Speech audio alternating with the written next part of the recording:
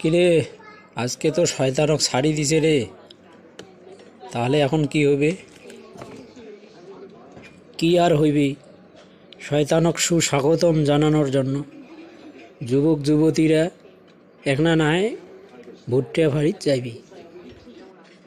আচ্ছা রে, কি কাজ করলে শয়তান বেশি খুশি হয়? ও, তুই জানিস না? তাহলে শোন, তাহলে বলছি। শয়তান প্রতিদিন তার চেলাদের কাছে রিপোর্ট নেয়।